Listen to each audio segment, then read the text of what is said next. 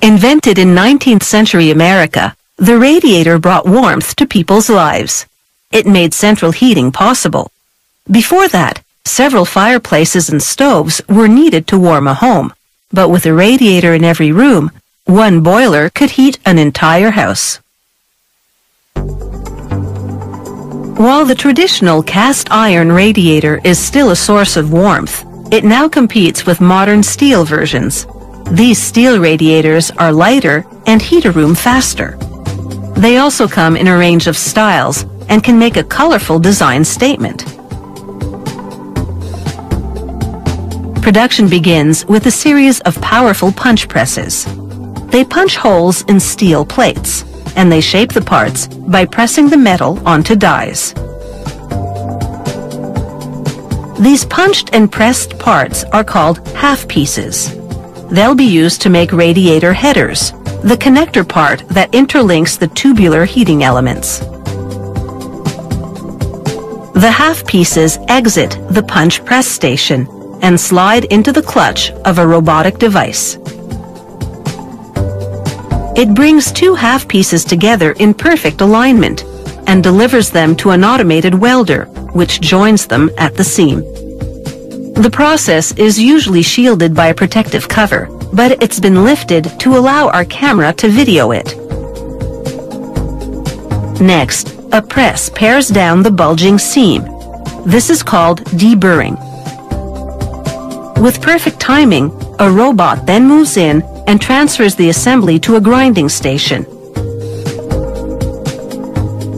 Here, it rotates between two sanding belts to smooth the seam to a flawless finish.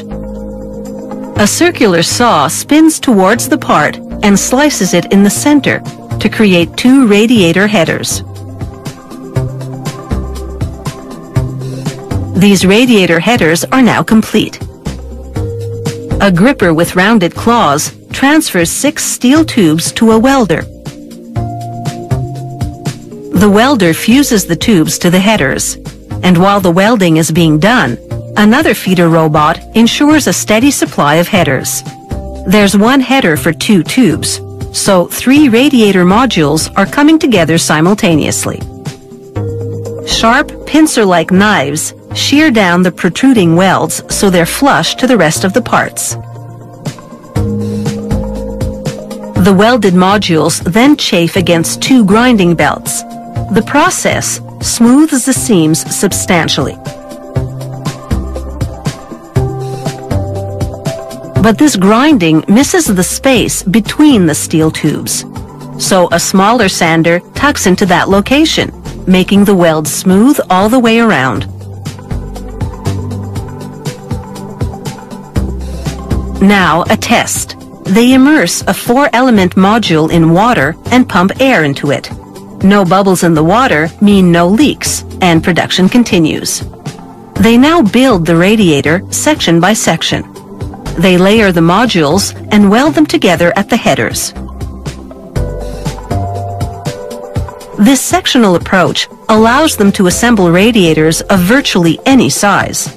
Each radiator is custom ordered to fit into a specific space and to meet a specific heating need. Of course, the larger the radiator, the more heat it delivers. Here's an inside look at a steel radiator header. With the radiator now complete, they repeat the test done earlier and confirm that it's completely leak-proof. They now run an electrical charge through the radiator as they immerse it in a primer. The charge causes the primer to cling to the metal. Once baked on, it will protect it from corrosion. This household radiator is ready for a coat of paint. The customer selects the color beforehand to suit the home's interior design and his personal taste. They bake on the finish, and once it cools, they wrap up the job. These radiators are now homeward bound. Fueled by a furnace, hot water will move through them in a continuous loop, and they'll exude warmth. That's why the radiator continues to be a nice thing to come home to.